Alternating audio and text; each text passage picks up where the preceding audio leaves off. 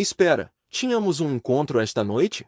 Esqueci-me completamente, riu-se ela enquanto publicava stories com as amigas. Eu apenas disse, não te preocupes. Depois arrumei as minhas coisas e bloqueei-a em todo o lado.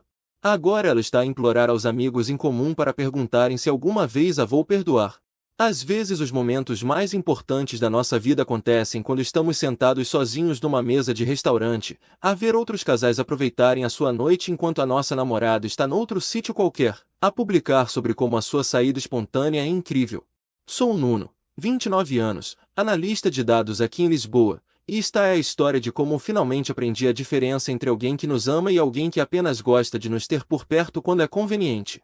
Era suposto ser a nossa noite, acabará de conseguir o contrato Morrison, um cliente importante que podia mudar toda a minha trajetória profissional, e tinha reservado o nosso canto habitual no Ramiro, o restaurante de marisco no centro onde celebramos o nosso 6º mês de namoro. A Beatriz prometera estar lá às 19 horas em ponto, até lhe chamou a nossa noite especial quando lhe falei da reserva 3 dias antes, os olhos a brilharem enquanto me beijava e dizia que mal podia esperar para celebrar o meu sucesso. Cheguei 15 minutos mais cedo, de fato e gravata e com uma garrafa de champanhe Dom Perignon que guardara precisamente para este tipo de marco, instalando-me no nosso sítio habitual com vista para o Tejo onde o pôr do sol já estava a pintar a água de dourado. Às 19h30, estava a verificar o telefone de poucos em poucos minutos, a dizer ao empregado que ainda estava à espera da minha convidada. A ver outros casais à minha volta partilhar entradas e a rirem-se com vinho enquanto eu estava sozinho com 2 menus e um empregado cada vez mais preocupado. Às 20h15, já tinha ligado 2 vezes e ouvido voicemail ambas as vezes. As minhas mensagens ficaram por ler enquanto pedi uma bebida só para justificar ocupar a mesa, o champanhe parado no balde de gelo como um monumento ao meu otimismo mal colocado. Foi aí que cometi o erro de verificar o Instagram, a ver as histórias da Beatriz só para descobrir que estava numa prova de vinhos espontânea em Cascais com as suas irmãs da universidade, a publicar vídeos de si própria a rir e a brindar com legendas como "Quando as raparigas chamam, a gente responde", e "Aventuras espontâneas são as melhores". A última story, publicada apenas 10 minutos antes de me enviar mensagem, mostrava-a a fazer um brinde com um sorriso enorme, claramente a divertir-se imenso num sítio que não era comigo. A mensagem dela finalmente chegou às 20h47. OMG amor, espera, tínhamos um encontro esta noite? Esqueci-me completamente. Esta prova de vinhos está incrível e as raparigas surpreenderam-me. Adiamos. Fitei essas palavras por um longo momento, sentado no nosso canto vazio com o meu champanhe intocado e o peso de mais uma promessa quebrada, antes de escrever a única resposta que fazia sentido: não te preocupes. Pedi a conta, deixei uma gorjeta generosa para o empregado paciente, e saí daquele restaurante sabendo que algo fundamental tinha mudado no meu peito. Não era bem raiva, mas uma fria clareza sobre o que tinha estado a aceitar há demasiado tempo. Nesse fim de semana, enquanto a Beatriz estava num retiro de spa em Óbidos que de alguma forma se esquecera de mencionar até sexta de manhã, sistematicamente mudei todos os meus pertences do nosso apartamento partilhado no centro, empacotei a minha vida em caixas e bloqueei-a em todas as plataformas que consegui lembrar-me, finalmente percebendo que o amor não é suposto fazer-nos sentir como se estivéssemos sempre à espera que alguém se lembre que existimos. Olhando para trás, devia ter visto o padrão desde o início, mas quando estamos apaixonados, tendemos a interpretar sinais de alarme como traços de personalidade peculiares em vez de avisos sobre o nosso futuro juntos. Conhecer a Beatriz 18 meses antes numa conferência de network no centro, onde ela trabalhava como influenciadora de redes sociais para marcas de estilo de vida, e honestamente, fiquei impressionado. Tinha esta personalidade magnética e borbulhante e 50.000 seguidores no Instagram que se penduravam em cada publicação sobre bares de vinho, escapadinhas de fim de semana, e viver a melhor vida em Portugal. Eu era naturalmente organizado do meu trabalho a analisar dados de mercado para startups tecnológicas, passava os dias a encontrar padrões em números e a construir modelos preditivos, enquanto ela prosperava na espontaneidade e viver o momento, para sua criação de conteúdo, sempre à procura da próxima oportunidade de foto perfeita ou colaboração com marca. O que inicialmente pareciam diferenças complementares, o meu planeamento equilibrar a sua espontaneidade, a criatividade dela inspirar o meu mundo estruturado. Gradualmente evoluiu para eu me tornar o gestor de projetos não pago da relação enquanto ela permanecia o talento que aparecia quando lhe convinha. Planeava as nossas escapadinhas de fim de semana para o Douro, pesquisava restaurantes e fazia reservas, lembrava-me dos aniversários da família dela, tratava das negociações do arrendamento para o nosso apartamento no centro. E de alguma forma acabei a pagar cerca de 80% da nossa renda mensal de 1.200 euros, já que o meu salário na tecnologia ultrapassava em muito o rendimento inconsistente dela como influenciadora, que podia variar de 3.000 euros num mês para 400 no seguinte, dependendo de parcerias com marcas e campanhas sazonais. A Beatriz concordava entusiasticamente com os planos, ficando genuinamente animada com noites de encontro ou aventuras de fim de semana, mas depois era arrastada por colaborações de marca de última hora, dramas espontâneos de amigas, ou eventos imperdíveis, que as suas irmãs da universidade organizavam, deixando-me a tratar de cancelamentos, remarcar reservas, e explicar aos amigos por que ela não vinha a jantares ou festas que prometera comparecer. Tu és tão bom nessas coisas, dizia sempre que eu tratava da logística dos nossos planos descarrilados, mostrando aquele sorriso que costumava fazer o meu coração saltar, mas eventualmente começou a parecer um prêmio de consolação. Eu simplesmente não sou naturalmente organizada como tu. É honestamente incrível como consegues manter tudo controlado. O que eu pensava ser apoiar a carreira criativa dela e a natureza de espírito livre era, na verdade, eu lentamente a treinar-me para esperar menos enquanto dava mais, aceitando que as minhas necessidades seriam sempre secundárias ao que parecesse mais excitante ou lucrativo no mundo dela. A parte mais prejudicial nem sequer eram os planos quebrados ou o desequilíbrio financeiro, era como ela reformulava sua falta de confiança como a minha força, fazendo-me sentir como se pedir consideração básica fosse de alguma forma sufocar o seu eu autêntico. Até eu genuinamente acreditar que ser um bom namorado significava nunca expressar desapontamento quando ela escolhia literalmente qualquer outra coisa em vez de passar tempo comigo. Os sinais de alarme tinham se vindo a acumular durante meses através de incidentes cada vez mais dolorosos que continuei a minimizar, dizendo a mim mesmo que a carreira dela exigia flexibilidade e que eu estava a ser demasiado rígido nas minhas expectativas de confiabilidade e consideração básica. Faltou a gala anual da minha empresa, onde eu ia receber um prêmio de desempenho por liderar a equipa, que aumentou a retenção de clientes em 23%, alegando uma sessão fotográfica de emergência, que se revelou ser uma parceria paga numa festa no terraço em Alcântara, onde passou a noite a posar com coquetéis e a publicar stories sobre oportunidades inesperadas. Sentei-me sozinho no jantar de prêmios, a inventar desculpas para os meus colegas sobre por que a minha namorada não conseguiu vir ver-me ser reconhecido por trabalho pelo qual me tinha esforçado durante 2 anos. A ver outros casais celebrarem juntos enquanto tentava fingir que a ausência dela não parecia um murro no estômago. 2 meses depois, esqueceu-se de conhecer os meus pais durante a primeira visita deles a Lisboa em mais de 2 anos, voando para o Porto para um evento de marca que de alguma forma marcará em duplicado, deixando-me explicar a ausência dela durante um jantar constrangedor no mercado da Ribeira, onde a minha mãe não parava de perguntar se estava tudo bem entre nós e o meu pai apenas parecia desapontado. Ela está a construir a carreira, continuei a dizer, mesmo enquanto vi os meus pais trocarem olhares que diziam que conseguiam ver algo que eu me recusava a reconhecer sobre como esta relação se tinha tornado unilateral. O incidente mais devastador aconteceu quando meu melhor amigo Ricardo morreu num acidente de carro, e ela faltou ao funeral porque se tinha comprometido com um retiro de bem-estar em Óbidos, enviando-me pêsames de uma sessão de yoga enquanto eu estava sentado sozinho na primeira fila, de luto sem a pessoa que era suposta ser a minha parceira nos momentos mais difíceis da vida. Desculpa tanto, amor, mas já paguei por este retiro e não é reembolsável, disse na noite anterior, como se perder 200 euros fosse de alguma forma comparável a abandonar-me durante um dos piores dias da minha vida. Tu és tão forte e independente de qualquer maneira, vais ficar bem sem mim lá. Cada incidente seguia exatamente o mesmo script, desculpas efusivas entregues com lágrimas e remorso aparentemente genuíno, pequenos presentes de culpa como o meu café favorito daquele sítio caro no Chiado ou uma planta para o nosso apartamento, promessas de estar mais presente e priorizar-nos melhor, seguido de eu aceitar menos enquanto de alguma forma me sentia grato por ela se importar o suficiente para pedir desculpa. A desculpa favorita dela tornou-se chamar-me tão independente e capaz sempre que abandonava planos ou responsabilidades, magistralmente reformulando a falta de confiança dela como a minha força, fazendo-me sentir egoísta por querer o apoio básico que todos os outros casais que conhecia davam por garantido. Tu não precisas de mim lá de qualquer maneira, tornou-se a frase favorita dela, entregue com tal convicção que comecei a acreditar que talvez estivesse a ser carente por querer que a minha namorada aparecesse realmente nos momentos importantes da minha vida. lentamente treinando-me para não esperar nada, para não ficar desapontado quando era exatamente isso que recebia.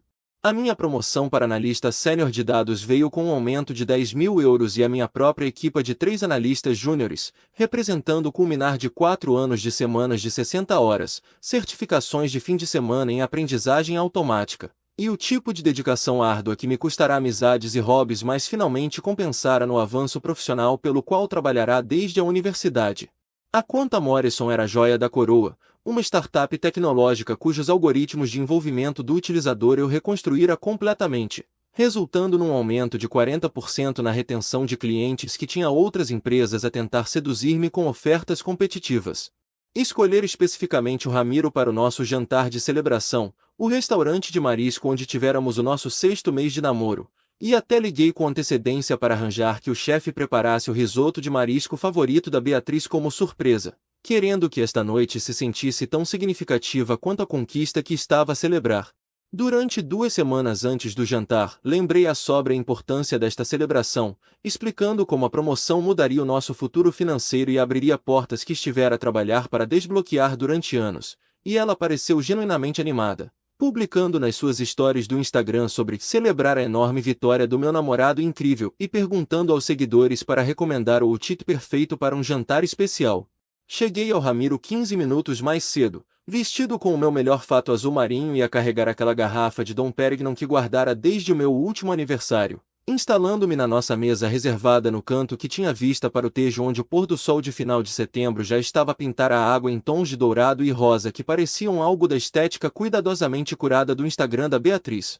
Às 19h30, estava a verificar o telefone de poucos em poucos minutos enquanto dizia ao nosso empregado que ainda estava à espera da minha convidada, vendo outros casais à minha volta partilhar entradas e celebrar o que pareciam aniversários, promoções e noivados, enquanto estava sozinho com 2 menus e uma garrafa de champanhe cada vez mais morna.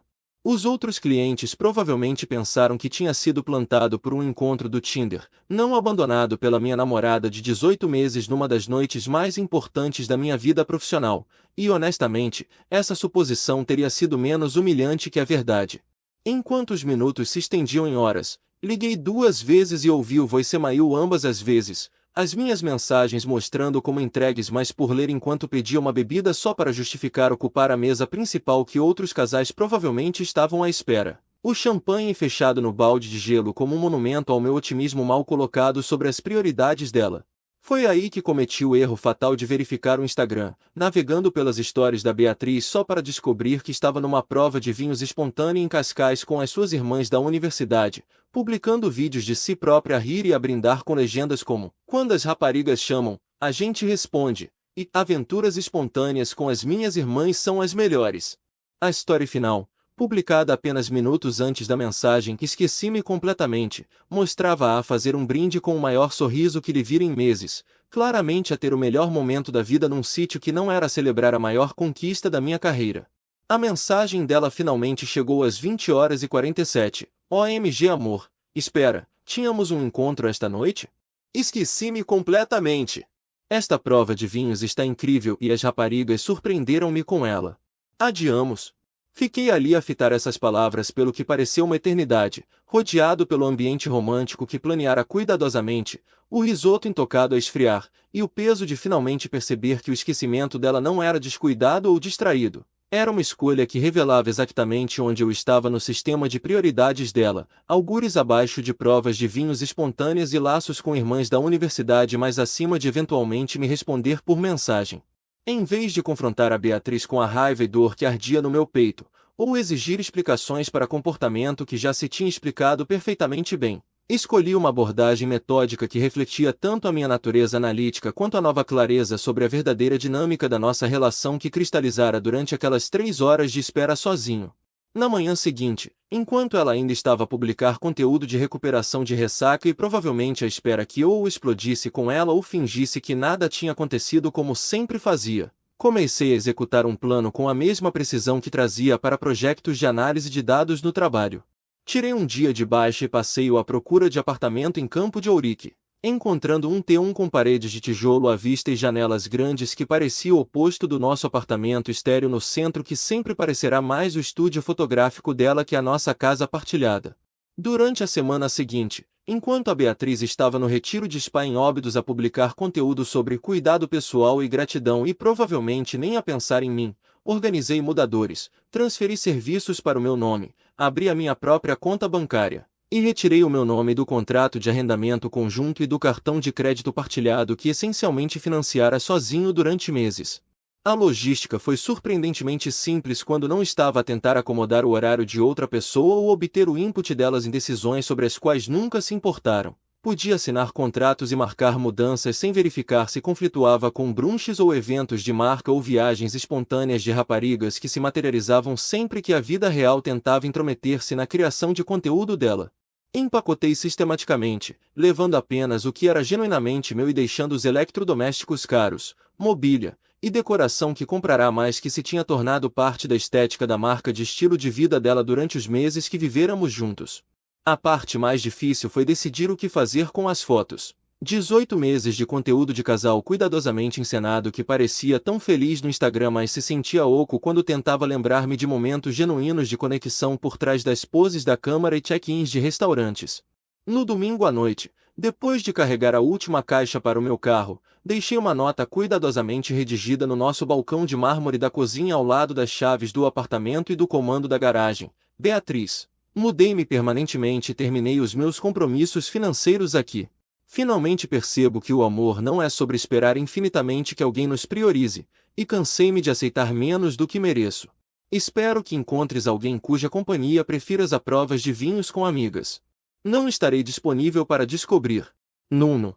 Antes que pudesse voltar do retiro e lançar o ciclo familiar de desculpas e promessas que me mantivera preso durante meses, bloqueei o número de telefone dela, Instagram, Facebook, Twitter e até Venmo. Sabendo que a minha decisão era final e que qualquer conversa apenas lhe daria outra oportunidade de me manipular de volta ao padrão de acomodação e desapontamento que tinha lentamente corroído meu autorrespeito até eu me esquecer como era ser realmente prioridade de alguém, em vez do plano B. Conveniente. Em 2 semanas da minha partida, o estilo de vida cuidadosamente curado da Beatriz começou a desmoronar-se quando a realidade financeira a atingiu como um comboio de carga que de alguma forma nunca vira chegar apesar de 18 meses de sinais de aviso. Sem a minha contribuição substancial para a renda, serviços, mercearia e as incontáveis despesas diárias que absorvera sem queixa, não conseguia manter o apartamento no centro que servia de cenário para a maior parte do seu conteúdo, forçando-a a quebrar o contrato mais cedo e mudar-se de volta para a casa dos pais em Sintra, onde tinha que fazer 1 hora de viagem em cada sentido para reuniões de marca e sessões fotográficas. O engagement no Instagram dela caiu visivelmente quando o conteúdo mudou de vida luxuosa na cidade e críticas de restaurantes caros para publicações constrangedoras do seu quarto de adolescente. E várias parcerias de marca falharam quando já não conseguia fornecer as imagens de estilo de vida sofisticado que as empresas lhe pagavam para promover. As marcas de bem-estar queriam influenciadoras que vivessem em apartamentos elegantes com bancadas de mármore e máquinas de café de design, não alguém a publicar selfies de espelho ao lado das suas fotos de formatura do secundário e da coleção de anjos de cerâmica da mãe. Entretanto, a minha vida floresceu de maneiras que honestamente não esperara depois de 18 meses acomodar o horário e prioridades de outra pessoa à custa dos meus próprios interesses e amizades.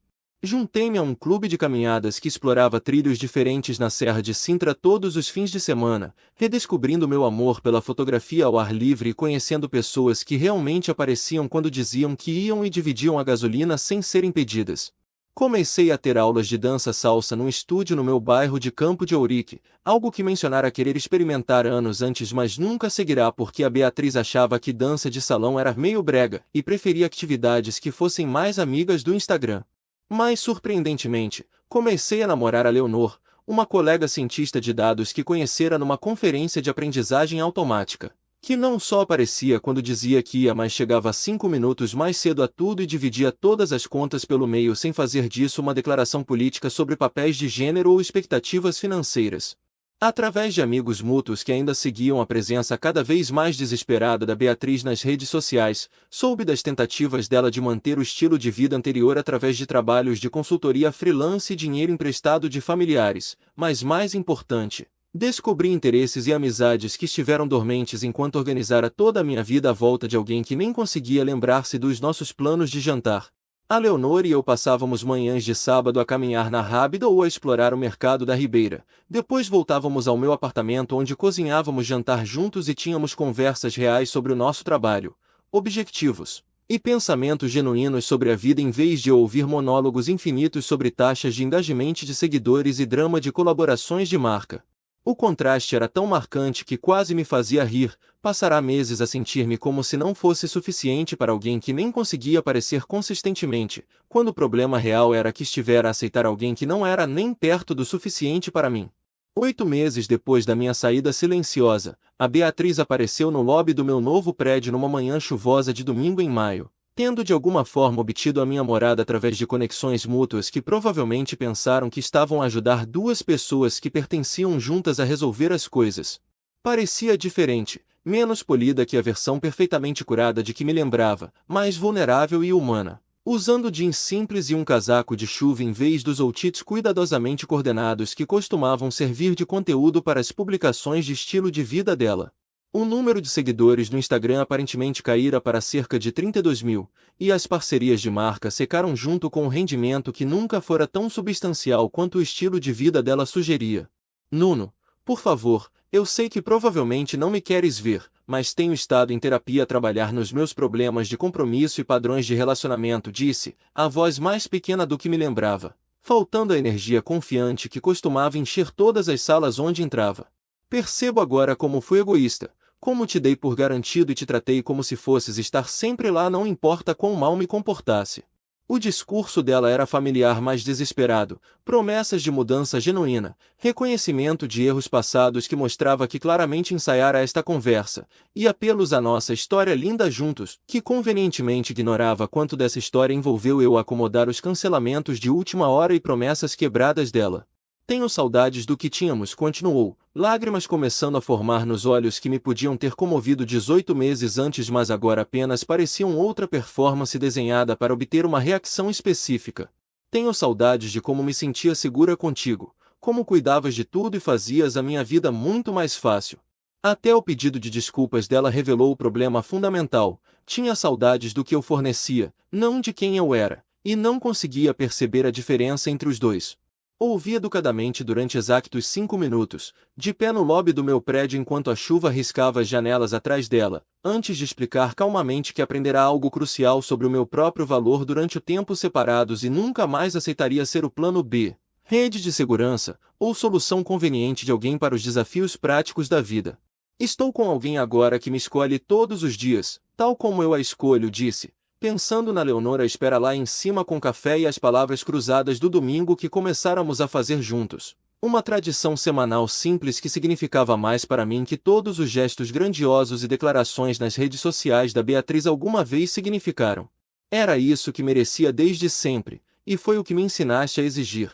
Quando perguntou se havia alguma hipótese de reconciliação, alguma maneira de provar que mudará, fui completamente honesto. Beatriz, não me magoaste só por te esqueceres do nosso jantar ou faltares a eventos importantes. Mostraste-me que não era importante o suficiente para te lembrares, e isso não é algo que a terapia possa resolver porque não foi um erro, foi uma escolha.